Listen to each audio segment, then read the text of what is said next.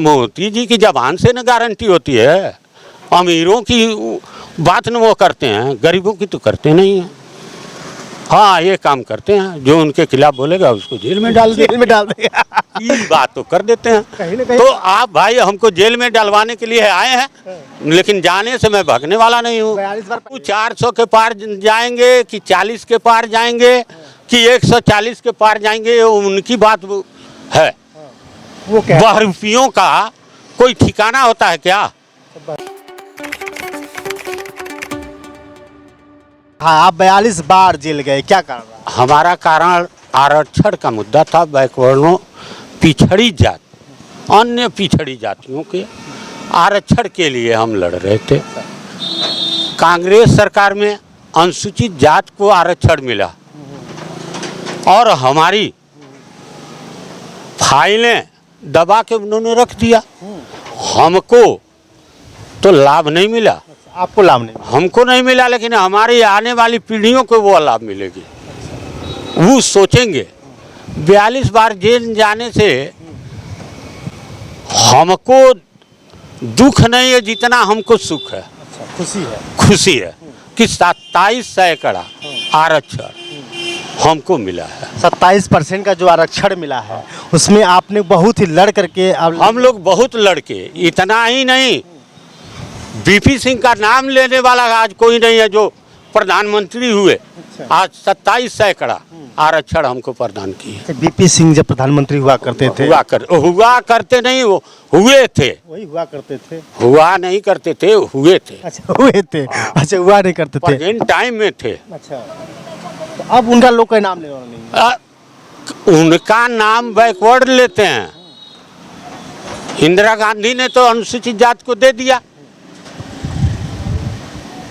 65 साल 70 साल राज किया, पिछड़ों को अपने चक्कर में फंसा करके पिछड़ों की ओट बटोरती रही।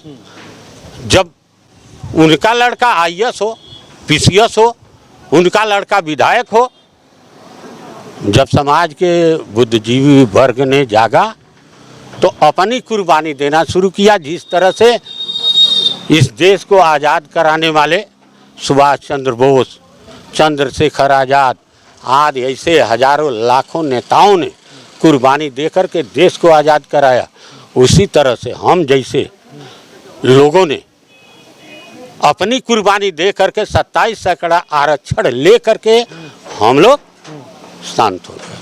अभी आपने कहा कि हमारे लोगों को आरक्षण मिलेगा, लेकिन मिल गया, मिलेगा नहीं, अब तो मिल गया। बीजेपी उस पर तुली है कि इनकी आरक्षण को हम समाप्त करें और इसको कमी करें। अच्छा, लेकिन ये होने वाला नहीं है। आरक्षण खत्म करने पे लगी हुई है, लेकिन वो होने वाला है नहीं। इसी बीजेपी में मोदी जी की सरकार है।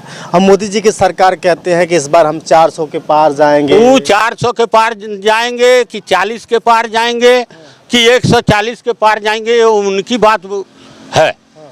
वो क्या बहरूपियों का कोई ठिकाना होता है क्या?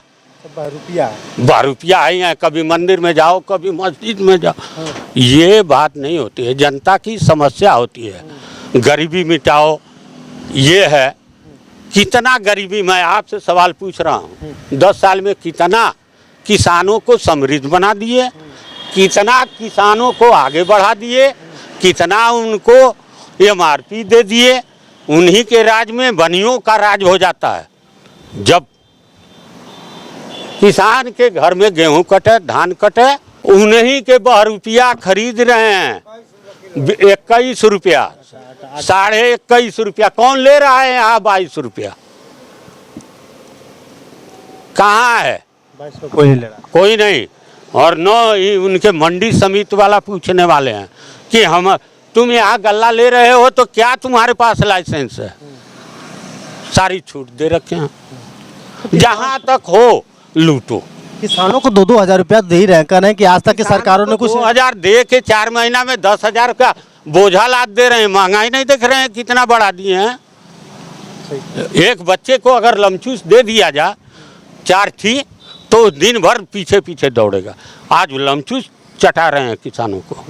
हाँ, तो मतलब कहीं न कहीं किसानों का यहाँ पे उद्धार नहीं हुआ है, वो कभी नहीं आना उनके शासन में होने वाला है, न होने वाला है, ये गारंटी है आपकी। ये गारंटी है हमारा। लेकिन मोदी जी की गारंटी तो कुछ और होती अब मोदी जी की जबान से न गारंटी होती है, अमीरों की बात न वो करते हैं, गरीबों की तो करते नहीं हैं। हाँ एक काम करते हैं, जो उनके खिलाफ बोलेगा उसको जेल में डाल है, दे, जेल में डाल देगा। ये बात तो कर देते हैं। कहीं न कहीं तो आप भाई हमको जेल में डलवाने के लिए आए हैं, लेकिन जाने से मैं भागने वाला नहीं हूँ। 42 बार पहले भी जा चुके हैं। हाँ जेल में जाएंगे, वहाँ भी रोटी खाएंगे, घर पर खाएंगे।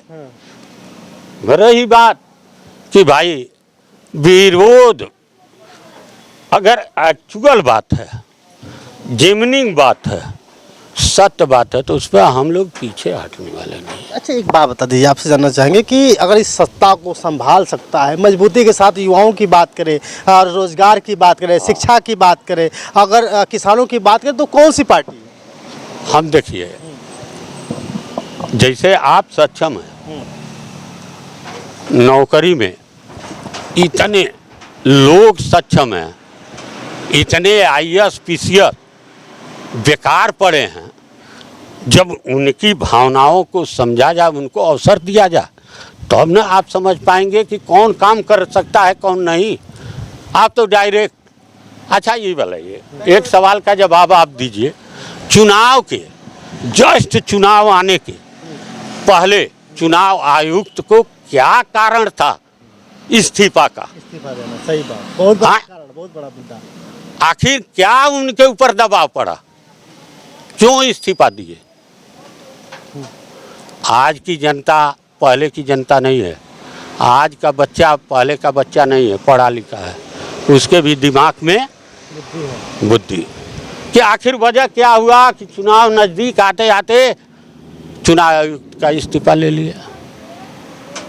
भाई अब हमको इजाज़त दीजिए, बस आप तो बात एक करते बात रहेंगे, एक बात तो और बता हमको दीजिए, रात एक हो बात जाएगी, और बात बता, तो नहीं खत्म हो एक बात पाएगी। और बता दीजिए आप। हाँ। अभी आपने कहा कि हम 42 बार जेल गए, वो 42 मुद्दा बार गए, हमारा मुद्दा मुद्दा आरक्षण था, आरक्षण का आरक्षण मुद्दा। का लेकिन मुद्दा था, हम आखिर बैकवर्ड हैं, हमको आरक्षण मिला, हमारा मुद्दा समाप्त हो लेकिन गया। लेकिन लेकिन लोग कुछ जानना चाहेंगे अभी भी 42 का वो कैसे उठा कर ले जाते थे पुलिस, क्या अरे, करते थे, आंदोलन करते थे, आंदोलन में हाथ कोई और पकड़ता, गोड़ कोई और पकड़ता, गाड़ी में फेंक देता, मरेगा या जिंदा रहेगा। ये भी बात है। हाँ पुलिस प्रशासन पूरी तरह से चौकस और भाई चौकस रहती थी, जिसकी शासन होगी उसी का ना पुलिस होगा।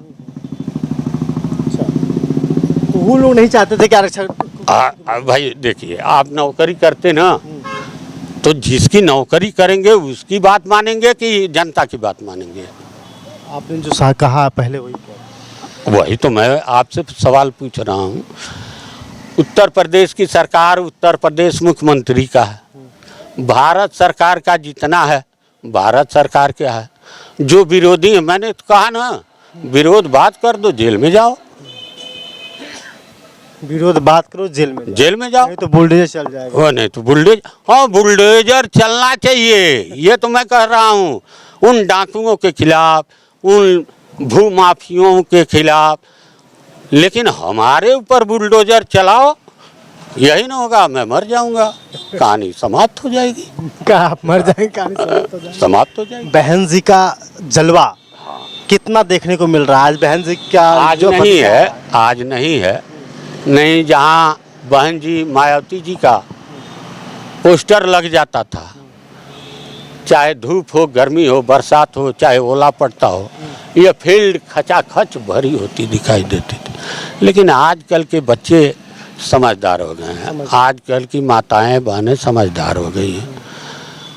यहाँ धूप में आएंगी, बीमार पड़ेंगी, तो उनको दवा के लिए पैसा मायावती जी ने दिया होगा, ये मैं मानता हूँ, लेकिन उनके घर पहुँचाने वाला स्वतः खा जाता होगा। ये बात है, हाँ, सही बात। उनको नहीं देगा, अपने पॉकेट में रखेगा। अब वो चिलचिलाती धूप में, भरी बरसात में आकर के अपना न्यौछावर देती हैं। अब हमको इजाज़त दीजिए।